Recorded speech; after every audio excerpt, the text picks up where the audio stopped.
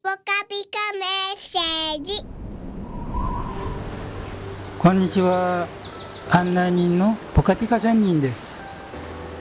今日は神様の願いは何なのか、そしてその願いは成し遂げられているのかという話をします。今私たちが生きている世界は善なる世界か悪なる世界かと尋ねるなら、誰でも皆悪なる世界だと答えることでしょう。全世界の歴史を見ても、一国の歴史を見ても、戦争史で連結されているという事実を私たちは知っています。世界が悪いなら私たちの国も悪いという話であり、その国の人も私たち自身も悪いと言わざるを得ません。私たち自身をよく見れば、私たちの心と体も戦っている事実を否定することができません。すべての争いは一個人の心と体の争いの延長線上に広がっているというのですね。では、心と体の不一致は一体どこに原因があるのでしょうか。永遠のベストセラーと言われている聖書にその答えがありそうです。では、心と体が戦う根源地はどこでしょうか。私たちの生命は父母から受け継ぎ、また父母を遡っていけば、第一代の私たち人類の先祖の立場まで遡るようになります。第一代の先祖であるアダムとエバの愛が喜びの愛にならず、相入れない愛の起源によって命を受け継いだ私たち人間自体の紛争はそこから始まったと言わざるを得ません。聖書はアダムとエバが堕落することによってエデンの園から追い出されたと言っています。追い出されて人類の先祖が子女を繁殖したのは事実です。堕落はサタンによってエバが誘惑され、誘惑されたエバがアダムを誘惑したのです。堕落は淫乱によって始まったのです。このような願わない愛の関係によってサタンと一つになって、善なる先祖になれず悪なる先祖になって、悪なる愛と悪なる生命と悪なる血統の根を持つようになったのです。このメッセージは2つの重要なことを言っています。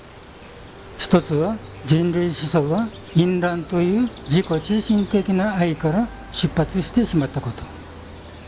もう一つはこの誤った愛の血統で広がったのが70億人類だということです。男性と女性が生まれるとき、彼らの生殖器の主人は誰なのでしょうか。夫の生殖器の主人は妻であり、妻の生殖器の主人は夫なのです。今日まで人類は生殖器の主人が互いに取り替えられているということを知りませんでした。すべての男性はそれが自分のものであると考え、またすべての女性もそれが自分たちの所有であると考えているために、世の中がこのように滅びつつあるのです。生殖器の主人は自分ではなくて未来のあるいは現在の配偶者だというのです。この考え方を容認できない人もいるかもしれませんね。でも考えてみてください。私たちは今まで悪なる父母から始まった社会で生まれ育ち、その社会の感性や価値観に染まって生きてきたのです。神様が願う本来の人間や家庭、社会、本来の世界にまだ出会ったことがないのです。では、そもそも神様は私たち人類にどのような出発を願っておられたのでしょうか。太古に神様が人間を創造された動機は何だったでしょうか。誠の愛でした。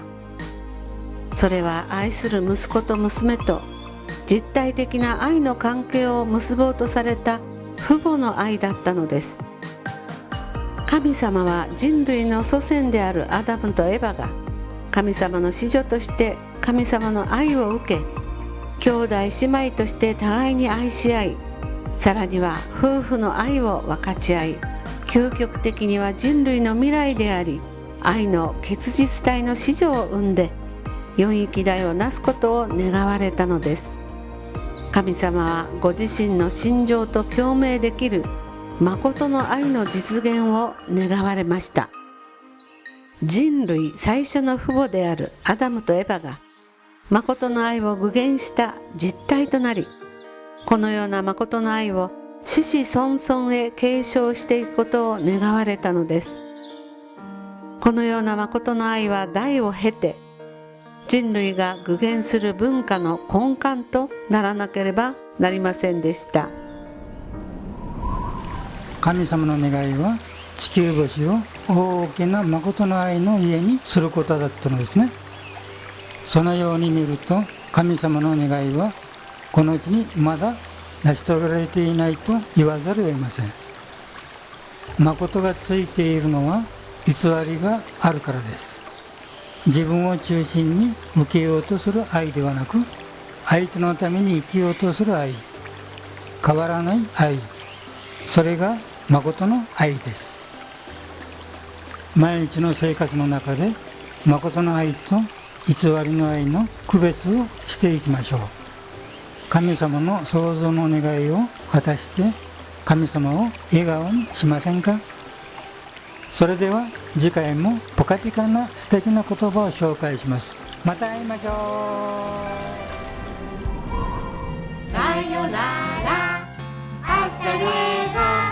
see you again, adiós.